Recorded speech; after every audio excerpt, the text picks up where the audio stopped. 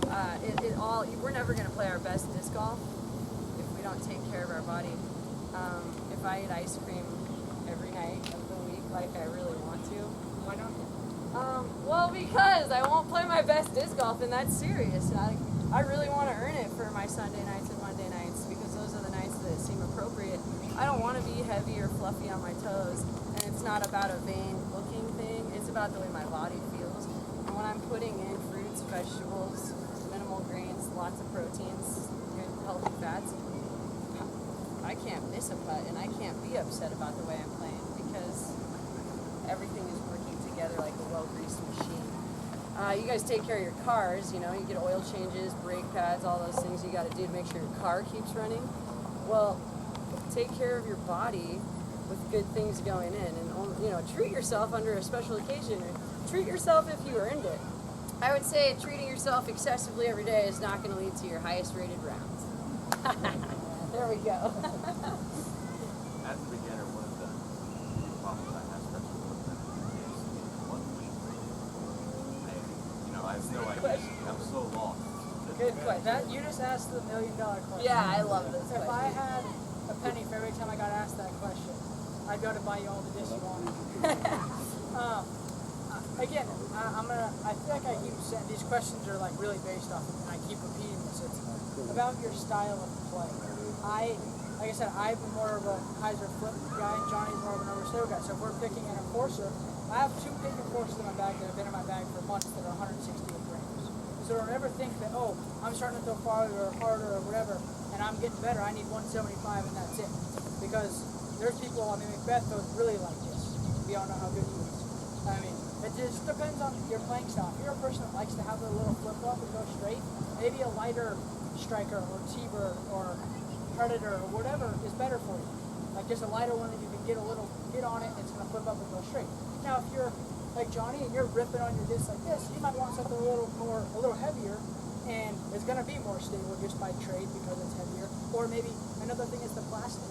I've used a lot of that because the plastic and how in a disc makes a big difference from what I've noticed. I don't know if I'm sure you guys have noticed the same thing, but from our biofusion to our fusion plastic, there's a big difference. Like a 175 biofusion Defender flies like a 165 fusion Defender.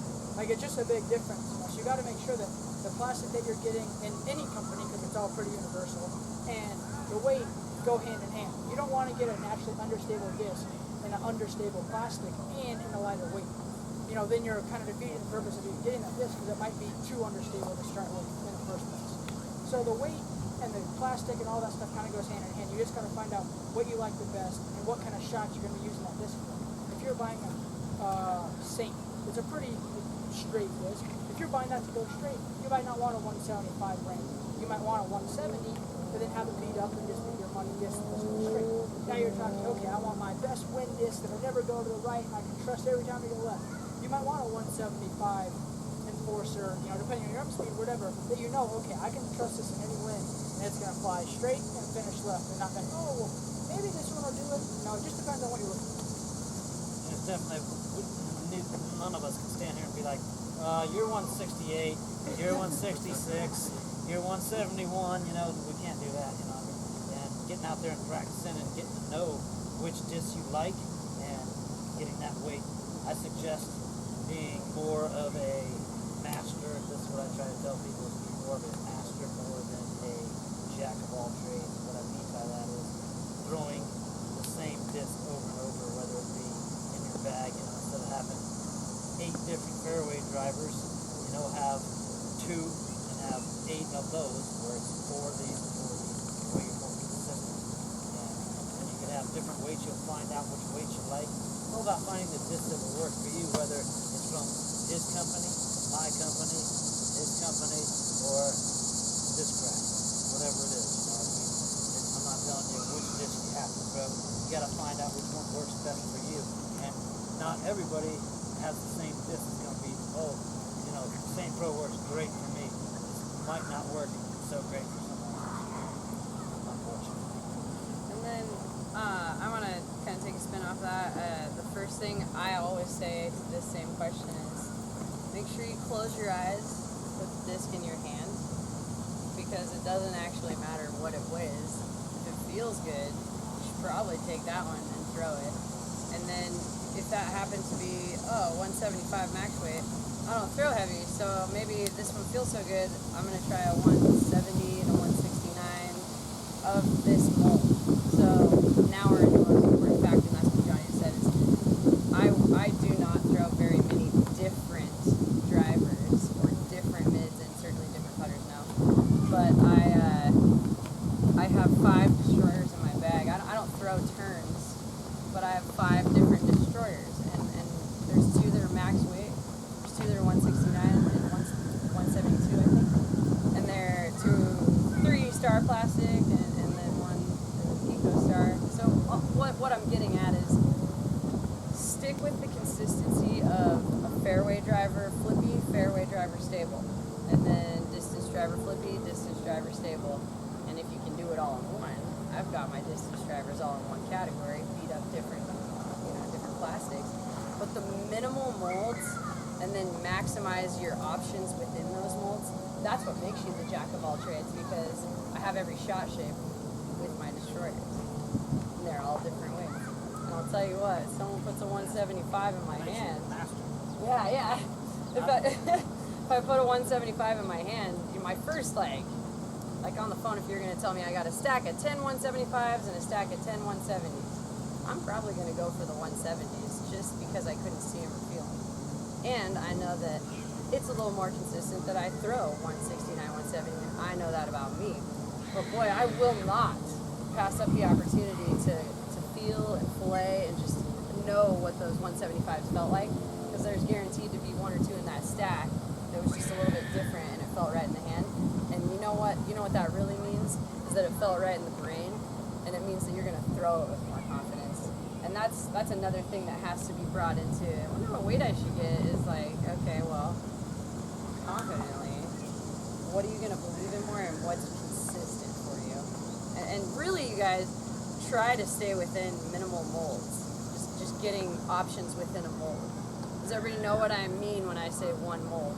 A destroyer is a mold, an AVR is a mold, Saint is a mold. It's okay. Sorry, I was trying to do something right there. Anyways, that is a really good question. A lot of times children and women think that they are only supposed to throw light discs or brand new throwers. Not the case at all. I love when a kid will grab a 175 disc from me and just like, this is the one because of the color. I'm like, you're right. I believe that's the one. Go with it. And let them get to know it, because everybody's got to get to know a disc and then build from there. You have to know if you're going to want to throw a mold or want to throw a certain weight before you can say no to it. Definitely don't discredit bubble plastic, or what's your bubble plastic? Air or bubble plastic is certainly created for a reason, whether it's floating on water or throwing 500 feet straight up a hillside, because that's what I would throw a bubble or a blizzard disc for, is like way hard uphill shots. I know I can actually do that like I do my regular destroyers if it's an air disc, So getting to know the options within feeling, like really feeling it and believing in your shot. That's what it's about. I have every weight in my bag pretty much. I even have a funny, silly, like our pro boss that's 131. I do a lot of shrinks with. I don't carry a tournament bags a lot. A good way, I guess, to start by trying to find, because you're trying to say, I'm not sure of my weight I should be using. Try every 5, you know what I mean? That way you can narrow it down instead of being like, oh, you buy 165 to 175, that's a 10 fish. You buy 3, 165, 170, 175, the same mold, and see which one's working better for you. Then you can kind of narrow it down. Maybe it's in between those, the 60, the 70, and the 65 where you want to be, And then you can narrow it down from there by a 67, That'll help you out. Instead of buying 2. I agree with both. My wife says, We get free discs, so it's a little bit easier for us, but when you're paying for them, definitely you want to try to narrow it down. I would reach out to your local pro, or a pro that you're friends with online and Facebook, or somebody that's really good in your amateur division that you look up to, that has more experience. You cannot hurt yourself by asking questions. So you know, like Johnny said, like we get tester discs and we get a chance to not have to put hundreds of dollars out there for the plastics. So to save yourself that opportunity, I can only imagine asking either friends or people you trust or people you think are hero status, you know. It's not good to idolize, you just have heroes. Right? Yeah, like I said before, it's just what you're using the disc for could determine, you know, and the plastic and just stuff like that. I think that they kind of touched on as well. That ends up being the big difference. How you plan to use that disc, you're buying it that way. Does anybody here like to throw minis? Raise your hand. I think weight probably matters a little more there. I really do, because you know, throwing minis is fun and it's a big talent. There, that's So we're gonna break off into groups. So Let's go.